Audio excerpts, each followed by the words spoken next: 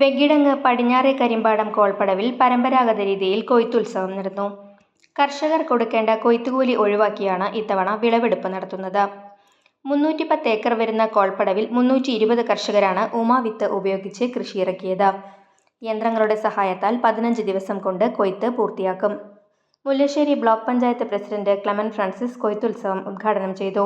അപ്പോൾ നമുക്ക് നമ്മുടെ പരിമിതിയിൽ നിന്നുകൊണ്ട് ഏറ്റവും മുൻഗണന നൽകി ചെയ്യേണ്ട കാര്യങ്ങൾ എന്താണ് എന്ന രീതിയിൽ നിങ്ങൾ അതിൻ്റെ ഒരു ലിസ്റ്റും നിവേദനം പോലെ തരണം എന്ന് ഞാൻ പറഞ്ഞിട്ടുണ്ട്. നമ്മെ സംബന്ധിച്ചിടത്തോളം കാർഷിക രംഗത്ത് ഒരു വലിയ സഹായമായി ബ്ലോക്ക് പഞ്ചായത്ത് മാറണം എന്നാഗ്രഹിക്കുന്ന ഒരാളാണ് ഞാൻ. അതിൻ്റെ ഭാഗമായി എല്ലാ പടവ് കമ്മിറ്റികളുടെയും പ്രസിഡന്റുമാരെയും സെക്രട്ടറിമാരെയും ക്ഷണിച്ചൊരു പരിപാടി ആദ്യമായിട്ട് നടത്തണം എന്ന് തീരുമാനിച്ചിരിക്കുകയാണ്. അത് നിങ്ങളെ അറിയിക്കുന്നതാണ്.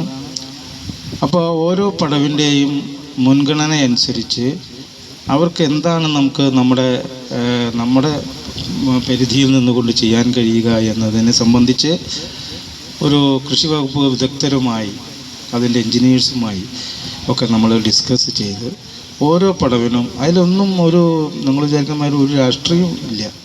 പടവ് പ്രസിഡന്റ് MK സദാനന്ദൻ അധ്യക്ഷത വഹിച്ചു.